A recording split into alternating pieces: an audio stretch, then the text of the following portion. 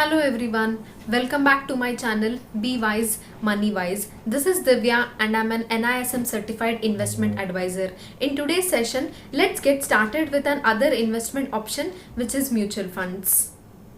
Although saving and investing sound to be similar terms, there is a slight difference between both. Saving is setting aside money with little or no risk at all. When you're investing, it means that you're buying stocks or mutual funds in an expectation that these investments will make money for you. In order to achieve long-term goals, you always have to go for investments. Let us see an example to understand saving and investing better.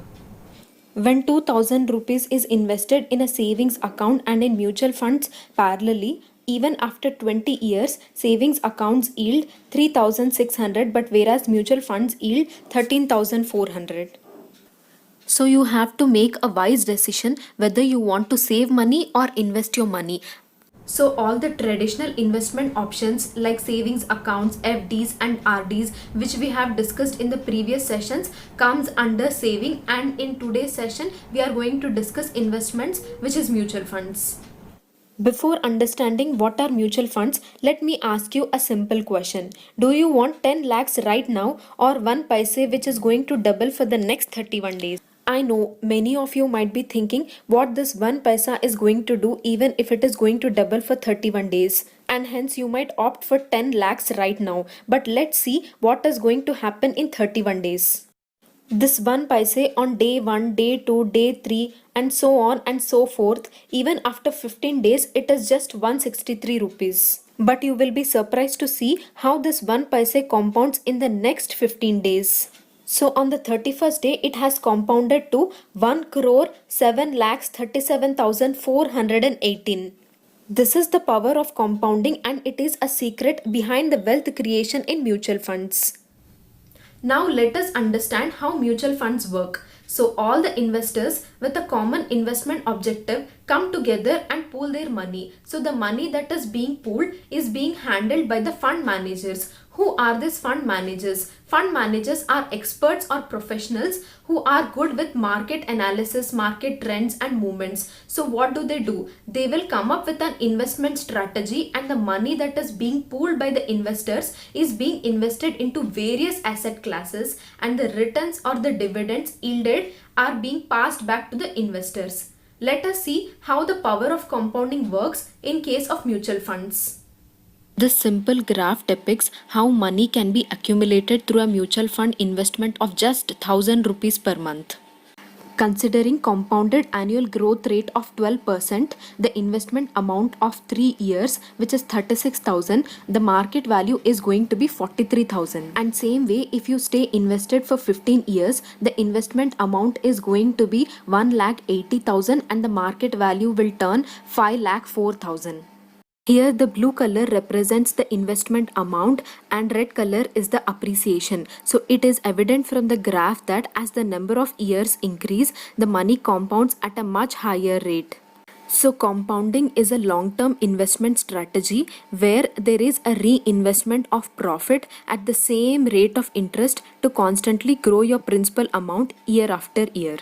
The biggest misconception about mutual funds is that investors usually assume that mutual funds invest into stock markets directly, but that is not exactly true. Hence, you can choose mutual funds based on your investment objectives, your risk appetite, age and investment horizon. And also there are tons of mutual funds and you can choose one that fits perfectly into your criteria. Based on your age, you can choose to be an aggressive or a conservative or a moderate investor. For example, younger investors can afford to be more aggressive. And also, if you're saving to buy a house or starting to invest for retirement, you will have to invest in growth stocks. This means you're taking more risk. And risk tolerance is how much you are prepared to lose over 1 year without giving up on investment. The longer you can afford to wait, the lesser will be the risk involved. Do not invest in risky assets if you may need the funds in the short term. Also, long-term goals can be best achieved through mutual fund investments. Because if you give enough time, although the original investment is very low, the capital appreciation is going to be much higher. Mutual funds are managed by professional fund managers who are very knowledgeable, and they are responsible for making wise investments according to market movements and trend analysis. You have the privilege to invest your money across a variety of mutual funds and diversify your assets according to your objectives and risk tolerance. Mutual funds provide the investors the freedom to invest as less as rupees 500. So no matter how much ever your income is, you must make it a habit to set aside some amount towards investments. The biggest advantage in a mutual funds is liquidity, which is the ease of converting an investor's units into cash. So at any point of time, you can redeem a portion of your investment or the entire investment.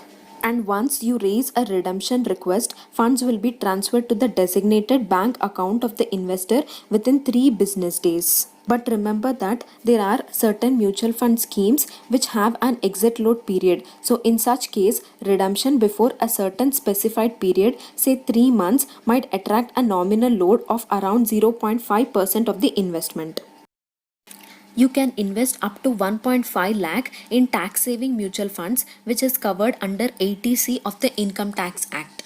So bottom line is, a balanced mutual fund portfolio will help you achieve your financial goals quickly and efficiently. Selection of companies and its composition with various sectors like IT, banking, non-banking, pharma, etc. is being well managed by the fund managers timely. So the investors can have a peace of mind and relax back thinking that their money is in safe hands. Also, mutual funds have 30 to 40 best companies and you don't have to go for individual shares.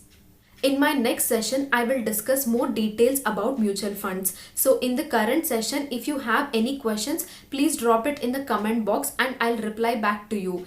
Thank you for watching this video till the end. Please do like, share and subscribe to my channel. Be wise, money wise. I'll see you in my next session. Bye bye.